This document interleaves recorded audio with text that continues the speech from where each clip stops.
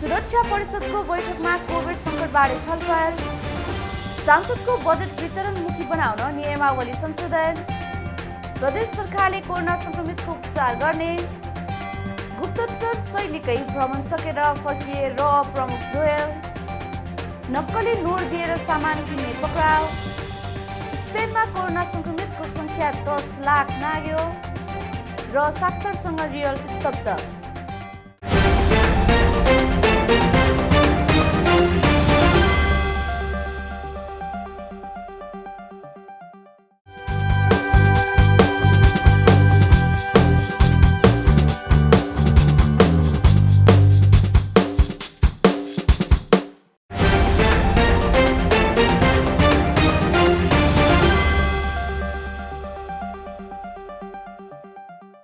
नमस्कार, सही समाचार हाम्रो अधिकार खबरी नेपालको साँझ 5 बजेको समाचार बुलेटिनमा हार्दिक स्वागत गर्दछु।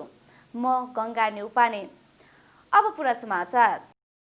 राष्ट्रिय सुरक्षा परिषदको बैठक बुधबार बेलुकी प्रधानमन्त्री निवास बालुवाटारमा बसेको छ। परिषदका अध्यक्ष तथा प्रधानमन्त्री केपी शर्मा ओलीको नेतृत्वमा बसेको बैठकमा राष्ट्रिय सुरक्षा नीतिको कार्यान्वयन, कोभिड-19 को सङ्कट, मुलुकको अन्य सुरक्षा अवस्था लगायत विषयमा छलफल भएको उच्च सुरक्षा स्रोतले बताएको छ।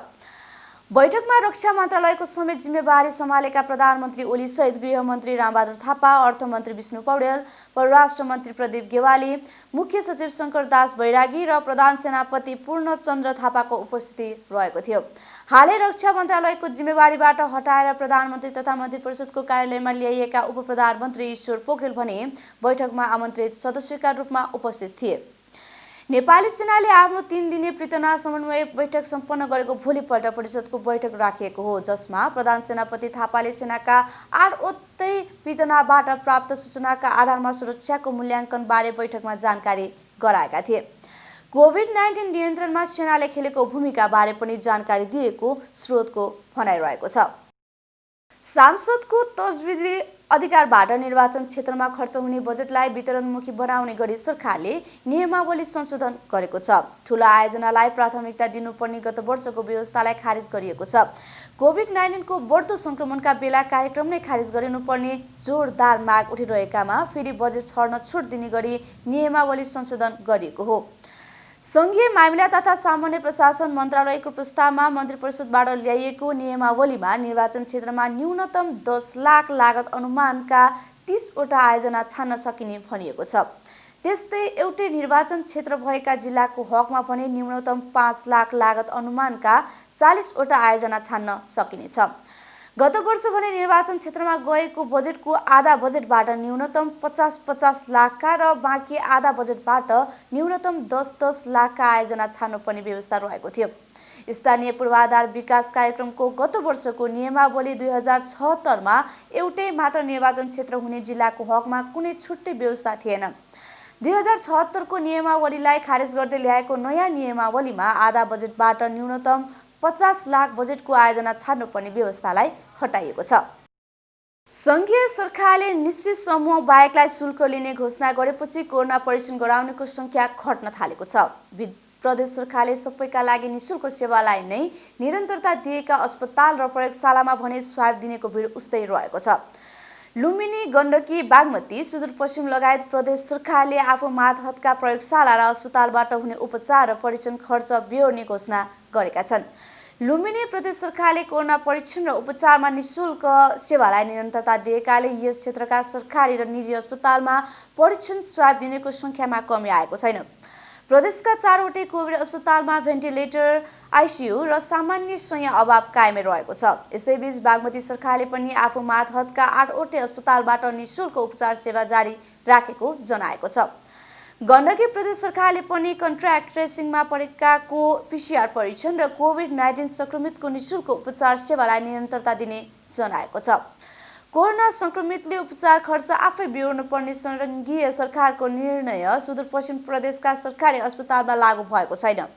सुदूरपश्चिम सरकारको निर्णय अनुसार यहाँका अस्पतालमा कोरोना संक्रमितको उपचार निशुल्क भइरहेको छ। जिल्ला बाहिर जानुपर्ने, वैदेशिक रोजगारी र अध्ययनका लागि विदेश जाने बाहेक अधिकांशको परीक्षण समेतको शुल्क लिएको छैन।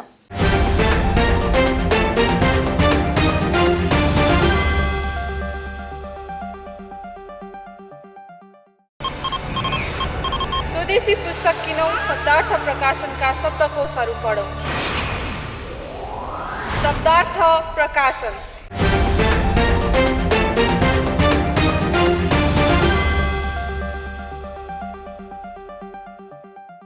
भारतीय गुप्तचर विभाग रका प्रमुख सामन्त कुमार गोयल काठमाडौँमा गुप्तचर शैलीकै भ्रमण सकेर बिहिबार फर्किएका छन्। उनी बुधबार दिउँसो 1 बजे चार्टर विमानबाट त्रिभुवन विमानस्थलमा उत्रिएका थिए। विमानस्थल स्रोतका अनुसार गोयल सोही विमानमा बिहिबार बिहान 10:15 बजे नयाँ दिल्ली फर्किएका हुन्। उनी आएको र गएको बाहेक सम्पूर्ण गतिविधि भने गोप्य नै रहेको छ। भारतीय सेना अध्यक्ष मनोज मुकुन्द नारवाणे नेपाल भ्रमणमा आउनुअघि त्यहाँकै अर्को सुरक्षा संस्थाका प्रमुखको नेपाल भ्रमणको मुख्य एजेन्डा के थियो भन्ने सार्वजनिक भएन। स्रोतका अनुसार गोयलका लागि द्वारिकाज होटल र हायत होटलमा कोठा बुक गरिएको थियो। गोयलको भ्रमण सम्बन्धमा नेपाली सेनालाई कुनै जानकारी नभएको सैनिक प्रवक्ता सन्तोष बल्लभ पौडेलले बताएका थिए। परराष्ट्र मन्त्रालयकी प्रवक्ता सेवा लम्सालले पनि गोयलको भ्रमण कार्यक्रमबारे अनभिज्ञता जनाएकी थिइन्। तर परराष्ट्रले नै कूटनीतिक अनुमति सहित भारतीय कूटनैतिक उडानका लागि आवश्यक प्रबन्ध तय गर्न भन्दै नेपाल उड्डयन प्राधिकरणलाई पत्र लेखेको थियो। त्यही अनुसार नेपाल उड्डयन प्राधिकरणको प्रबन्ध मिलाएको थियो। दुई देशबीचको सीमा विवादमा नेपालले नयाँ नक्सा जारी गरेपछि भारतीय पक्षबाट कुनै उच्च अधिकारी नेपाल आएका थिएनन्। गोयल नेपाल आएको यो पहिलो पटक भने होइन। उनी यसअघि सन् 2019 को जुलाईमा आएका थिए। त्यसबेला उनले उच्च स्तरीय भेटघाट गरेका थिए। उनको यसपालिको भ्रमणबारे भारत र नेपाल दुवै पक्षले गोप्य राखेका छन्। भारतीय दूतावासले गोयल आएको अस्वीकार गर्दै आएको छ। गोयलले नेकपाका अध्यक्ष पुष्पकमल दाहाललाई भेटेको भन्ने समाचारहरू प्रकाशित भएको भन्दै दाहालको सचिवालयले एक विज्ञप्ति प्रकाशित गर्दै भेटघाट नभएको जनाएको छ। नक्कली नोट बोक्नेलाई चितवन प्रहरीले पक्राउ गरेको छ। नक्कली नोटले सामान किन्ने क्रममा चितवनमा एकजना पक्राउ परेका हुन्। पसलमा सामान किन्दा नक्कली नोट दिएर फरार भएका युवकलाई प्रहरीले नियन्त्रणमा लिएको थियो। सामान किनेपछि फरार भएका प्रहरीले मकवानपुरको राक्सीराङ 8 का 26 वर्षीय जित बहादुर लोप्सनलाई पक्राउ गरेको चितवन प्रहरी प्रमुखले जानकारी दिए। जिल्ला प्रहरी कार्यालय चितवनले 3,21,000 नगद सहित उनलाई पक्राउ गरेको थियो। राप्ती नगरपालिका 5 चौकी डाँडामा 12,000 नक्कली नोट सहित पक्राउ गरिएको जानकारी आएको छ। लोप्सनको घर खानतलासी गर्दा बाँकी नोट घरमा लुकाइरहेको अवस्थामा बरामद गरेको जिल्ला प्रहरी कार्यालय चितवनका प्रवक्ता सूर्यबहादुर थापाले बताए। खाजा खाए बापत रकम तिर्न नक्कली नोट दिएपछि लोप्सन पक्राउ परेका थिए। नजिकैको पसलमा खाद्यान्न किनेका थिए। उनलाई अनुसन्धानको लागि हिरासतमा राखेको प्रहरीले जनाएको छ। लोप्सनलाई मुलुकी अपराध संहिता 2074 को परिच्छेद 22 अन्तर्गत मुद्दा सम्बन्धी कसुरमा थप अनुसन्धानको लागि तयारी गरिएको छ। उक्त कानुनी व्यवस्था अनुसार 10 वर्षसम्म कैद र 1 लाखसम्म जरिवाना हुन सक्ने कानुनी प्रावधान रहेको छ।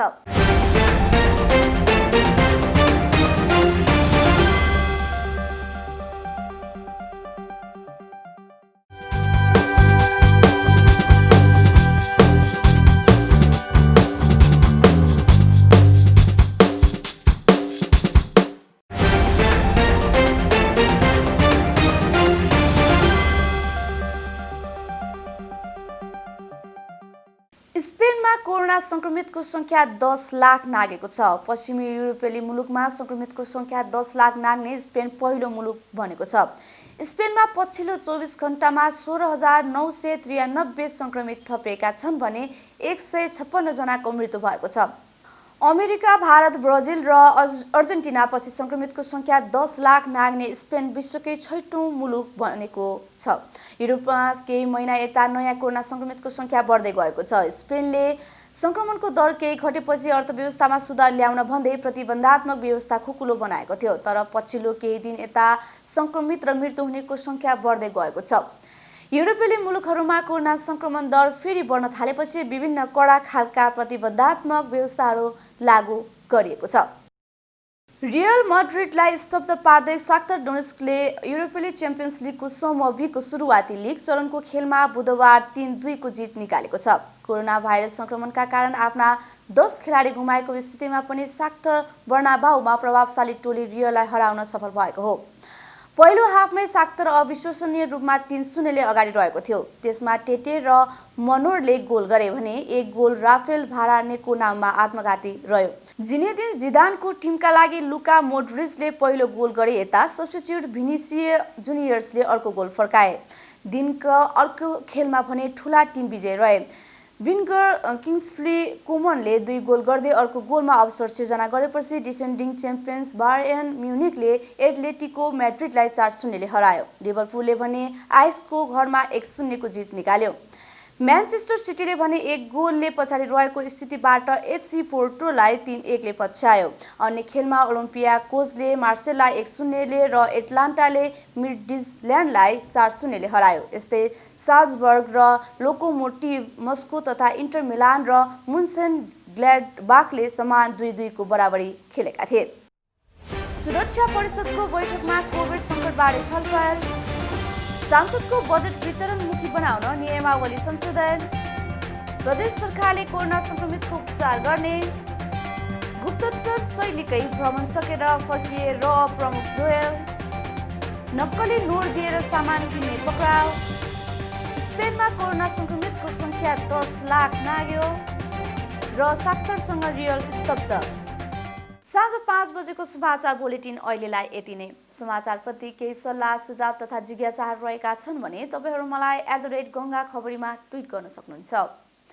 सही समाचार हाम्रो अधिकारको लागि हेर्दै गर्नुहोला खबरी नेपाल। हवस् त, नमस्कार।